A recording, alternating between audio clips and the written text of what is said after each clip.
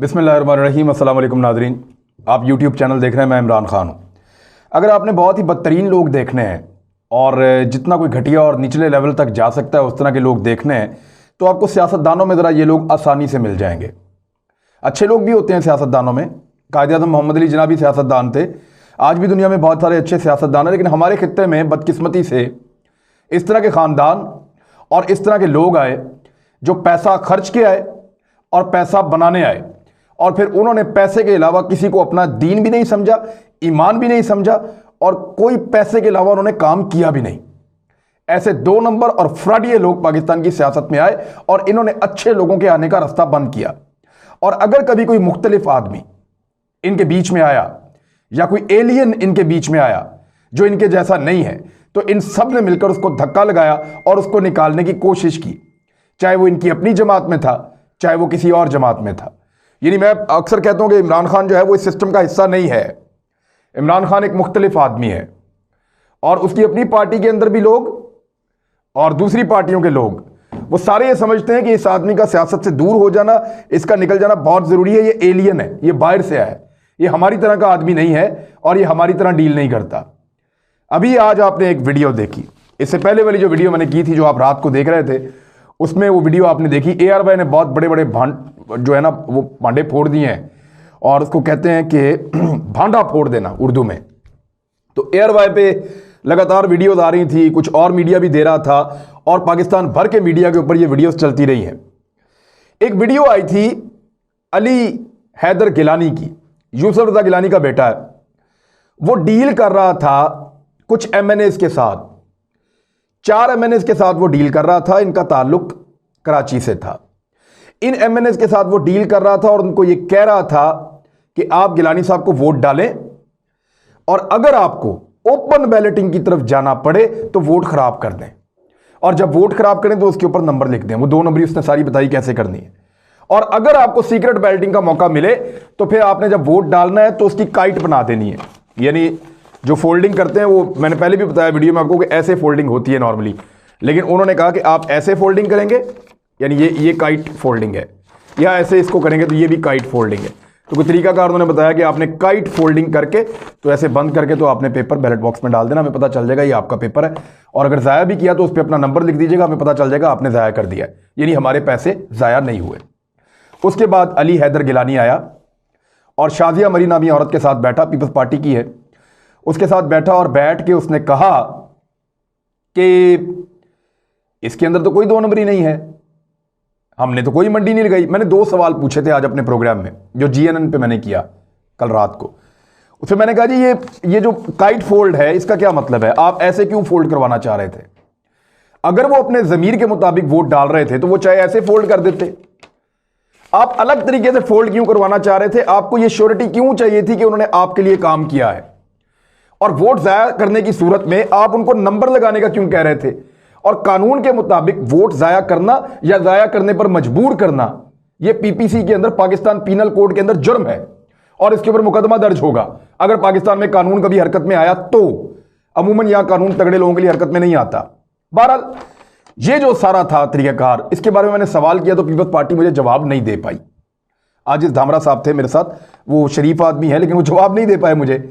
तो अब इसके अंदर हुआ ये कि एक दावा है जो रात को मेरे प्रोग्राम में भी पीपल्स पार्टी ने किया और अली हैदर गिलानी ने भी ये दावा किया कि जनाब इसमें कोई मंडी थोड़ी लगाई है हमने। तो फिर अगर मंडी नहीं लगाई तो ये वोट को ऐसे फोल्ड क्यों कर रहे हैं या वोट के ऊपर निशान क्यों लगवा रहे हैं? किस बात की गारंटी चाहिए आपको? तो फिर अब एक नई वीडियो आई और वो जो नई वीडियो आई, पहले तो आप ये देखें उन्होंने कहा क्या था। अली हैदर गिलानी को पहले आप सुन लें कि जो प्रेस कॉन्फ्रेंस करते हुए उन्होंने दावा किया था उसका भांडा कैसे फूट रहा है, पहले वो सुने आप। ना हमने कोई मंडी लगाई है, ना हमने कोई खरीदो फरोख्त की है। मुझे बताया जाए कि कौन सी वीडियो है जिसमें मैंने कोई पैसों की बात की उनसे? कोई वीडियो नहीं है। ये आपने सुना अली हैदर गिलानी को। अब ये कह रहे जी कि कोई मंडी नहीं है, कोई पैसे नहीं है, कोई वीडियो है तो लेकर आओ। आ गई जनाब वीडियो आपकी ये वाली भी, ये सुने। ये जूते पड़ रहे हैं पाकिस्तान की पॉलिटिक्स को, मुंह काला हो रहा है आप सबका। सुन ले, सुनाए जी, ये वाली भी सुनाए। नासिर खान ने मुझे कहा है, रज़ाई साहब ने मुझसे बात की है, उन्होंने कहा है कि थोड़ा सा आप नीचे आ जाएं, हम आपको वहाँ पर सिंध में 5-5, 6-6 करोड़ या इससे भी ज़्यादा मैं भी फ़ोन कर देता हूँ, आप उसकी बात सुन लें। जो कहेंगे तरक्याती काम चाहिए, हम सारे तरक्याती काम करेंगे, जितने मर्जी के करेंगे। 10 करोड़ के चाहिए, 10 करोड़ के भी दे देंगे।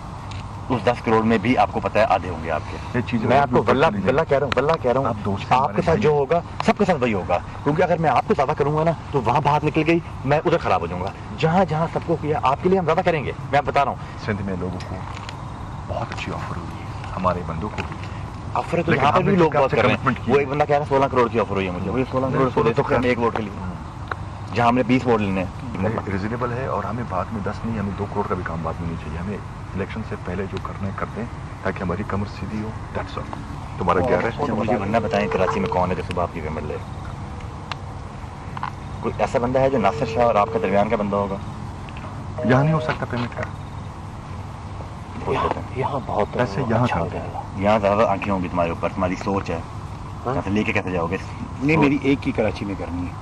असलम का भी पूछ लेना, वो भी कराची चाह रहा उसका भी कराची चाह रहा हूँ। वो खैर है, ये तो हम आपसे कल भी बात कर लेते हैं ना, अभी यह रात में बता देंगे आपको। फाटा में, KPK में, हर जगह एक ही रेट है। मैं आपको बता रहा हूँ, कराची में हम कराची में आपसे भी नीचे रेट है क्या? एक रेट दो रिजर्व का होगा, रिजर्व के 2 रेट नीचे, एक रेट MQM का वो थोड़ा सा ऊपर है, ठीक है, वो थोड़ा सा ऊपर है। लेकिन सुनो, आपके लिए उन्होंने कहा है कि भाई इन पे कोई शक नहीं करेगा और ये बिल्कुल बेहतरीन लोग हैं, मैं ट्रस्ट करता हूँ। हाँ, सबने कहा कि हम करते हैं इन पे ट्रस्ट, ये वोट दे भी देंगे।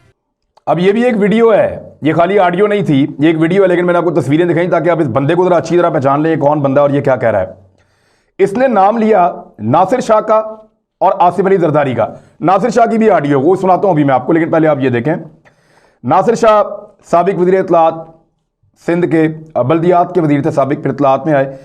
तो इनका जो है बड़े ख़ास आदमी है, सिंध की कैबिनेट का हिस्सा है नासिर शाह साहब, और इनके ज़िम्मे जो है वो बड़ी अहम जिम्मेदारियां थी सेनेटर्स को काबू करने की, MPs MNAs को, ताकि सेनेट के इंतखाबात में कामयाबी हासिल की जा सके।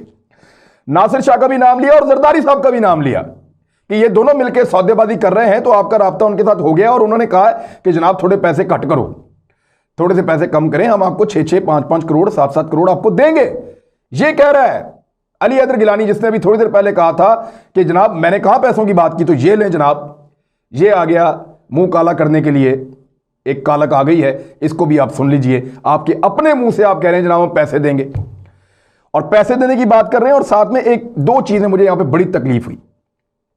हम ये समझते थे कि तरक्याती मंसूबों में 20% या 10% का कमीशन होता है। ये तो पहली दफा साबिक वज़ीर आज़म के बेटे ने हमें बताया कि कमीशन कितना होता है। उसने कहा कि हम आपको तरक्याती काम भी देंगे, और जो तरक्याती काम आपको देंगे वो 10-10 करोड़ के भी तरक्याती काम आपको देंगे। और वो जो 10-10 करोड़ के तरक्याती काम आपको देंगे, आप समझ सकते हैं कि उसमें से आधे तो आपके होंगे। यानी वो ये बता रहा है कि सिंध में जो करप्शन चलती है या कमीशन चलता है तरक्याती मंसूबों पे और तरक्याती कामों पे, वो 10%, 20% नहीं है पंजाब की तरह, वहां पे 50% है।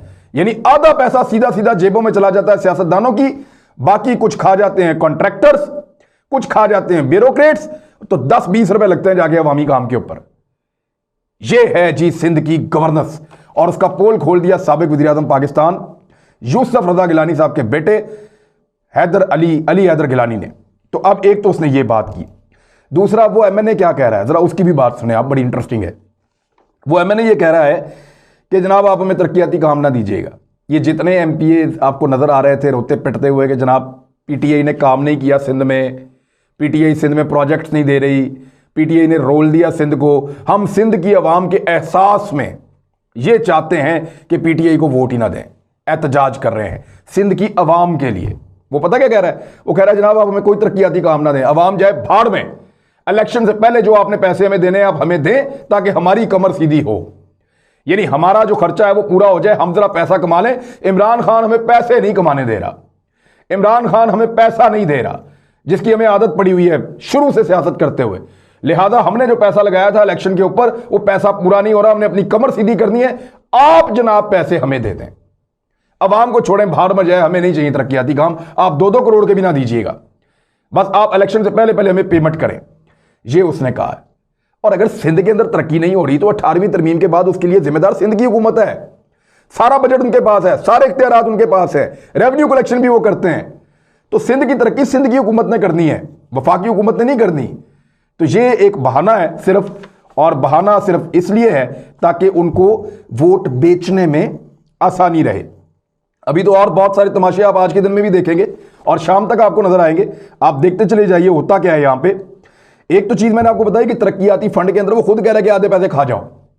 ये पीपल्स पार्टी का तरीका वारदात है और हमारी कमर सीधी होनी चाहिए। पब्लिक जाए भाड़ में, तो अवाम का जो दावा या नारा या ये कहना कि अवाम के लिए हम वोट इधर से उधर कर रहे हैं, ये भी सब झूठ साबित हो गया। फिर उन्होंने कहा जी इस्लामाबाद में यहां पैसे मिल सकते हैं मुझे। नहीं नहीं, यहां पैसे नहीं मिल सकते, यहां तुम्हें देखने के लिए ज्यादा आंखें होंगी। इसका मतलब है सिंध में चोर बाजारी, काला बाजारी और दो नंबरी बहुत आसान है। और ये पैसा इतना सारा कहां से आ रहा है?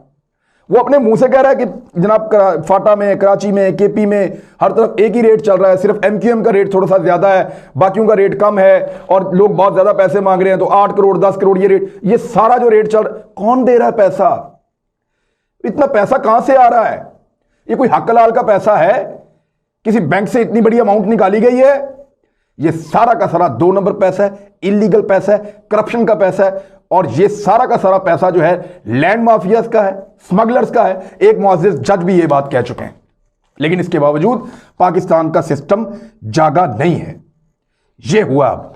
और इसके अलावा देखें मजे की बात, आपने गौर किया कि जब भी किसी का ज़मीर जागता है, किसी एमएनए का या एमपीए का, और वो अपना वोट अपनी पार्टी को नहीं डालना चाहता, या पीटीआई के किसी भी बंदे का जब भी ज़मीर जागता है, तो वो अपना वोट कभी भी ज़मीर जागने की सूरत में मौलाना फजलुर रहमान साहब को नहीं देता, एएनपी को नहीं देता, जमात इस्लामी को नहीं देता।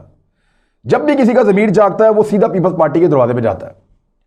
यानी केपी में किसी का ज़मीर जागा, यानी 20-22 लोगों का ज़मीर जाग गया एकदम खैबर पख्तूनख्वा में, और वहां से पीपल्स पार्टी के 2 सेनेटर मुंतखब हो गए हैरानकुन तौर पे पिछली दफ़ा।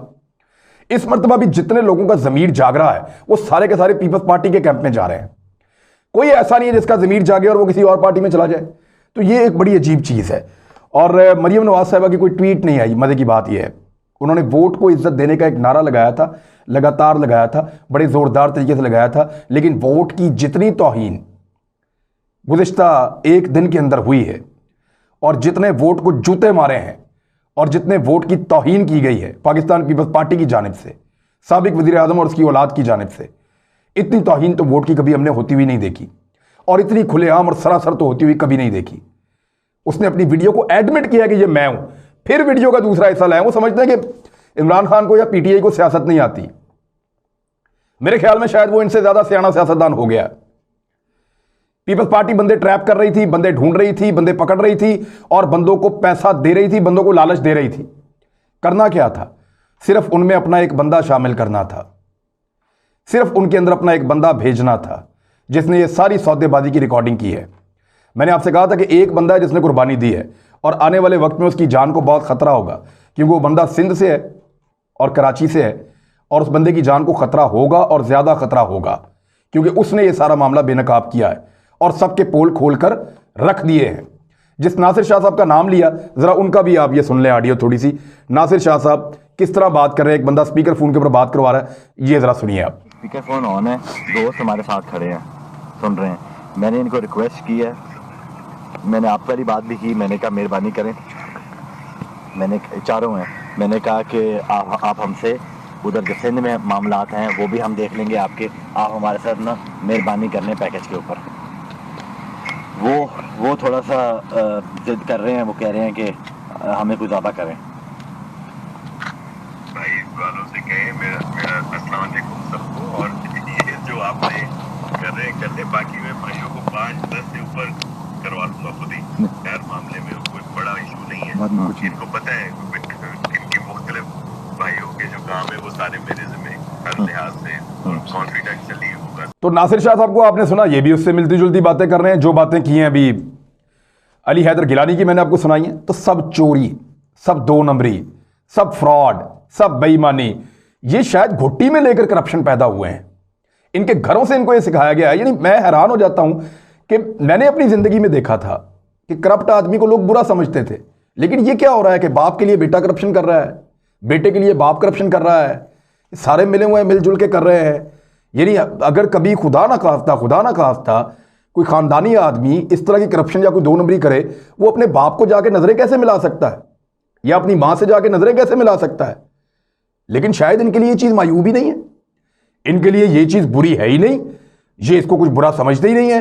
तो किस तरह के लोगों के चुंगल में हम फंसे हुए हैं। खुदा का वास्ता लोगों को खुद गैरत करनी चाहिए और खुद सोचना चाहिए कि किन लोगों को लाके बिठा दिया है और किस तरह के काम उनसे ले रहे हैं, और फिर उनको रोजाना डिफेंड भी करते हैं। पाकिस्तान के मीडिया के अंदर बेशुमार ऐसे लोग हैं।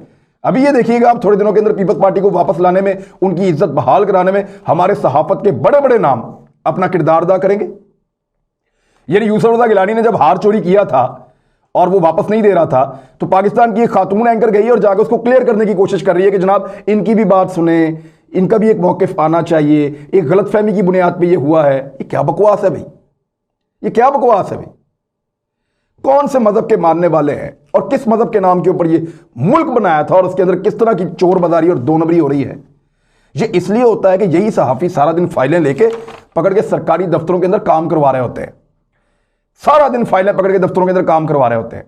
आपको नहीं लगता कि हमें ऑफर्स आती होंगी? बहुत दफा आती हैं, बेशुमार आती हैं। अब तो ऑफर देने वाले भी थक गए मेरे ख्याल में, मेरे से तो मायूस हो गए। लेकिन मामला यह है कि ऑफर्स आती हैं, दो नंबरी यहां पे होती है, सहाफियों को भी साथ मिलाया जाता है। इसलिए ये माफिया जो है, अगर सहाफी सिर्फ अपना काम करें ना और शट अप कॉल दें इन लोगों को, तो मेरे ख्याल में ये माफिया पाकिस्तान में टिक नहीं सकता। लेकिन हमारे बीच में भी काली भेड़े, क्या करें। लेकिन जहां तक कोशिश होगी, जहां तक हिम्मत होगी और जहां तक अल्लाह ताला मदद करेंगे, वहां तक इंशाल्लाह लड़ते रहेंगे और अल्लाह ताला हमें ये तौफीक दिए रखे। बहरहाल मरियम नवाज साहबा की ट्वीट का इंतजार कर रहे हैं। ना कोई इलेक्शन कमीशन को ताने दे रहा है, ना कोई अदालतों को ताने दे रहा है, तमाम इदारों को सांप सूख गया है, कोई उसके ऊपर बात नहीं कर रहा। फिलहाल जब मैं भी इस वीडियो को रिकॉर्ड कर रहा हूं, अब तक तो कुछ भी नहीं हुआ। और अगर इलेक्शन कमीशन इसके ऊपर कोई सख्त एक्शन नहीं लेता, तो सोशल मीडिया के ऊपर एक कंपेन चली हुई है, लोग ये कह रहे हैं कि इलेक्शन कमीशन को भी शायद जहां करोड़ों रुपया बांटा जा रहा है, उनको भी उनका हिस्सा मिल गया होगा। तो क्या इसको सच मान लिया जाए? इस पे सोचना चाहिए इलेक्शन कमीशन को, और दूध का दूध और पानी का पानी करना चाहिए। इलेक्शन का कोई ऐसा तरीका निकालिए कि ऐवान बाला की इज्जत बाकी रह जाए, वरना मुंह तो काला हो गया है, बाकी सब कुछ भी काला हो जाएगा। अब तक के लिए इतना ही। अपना ख्याल रखिएगा, अपने इस चैनल का भी। अल्लाह हाफिज़।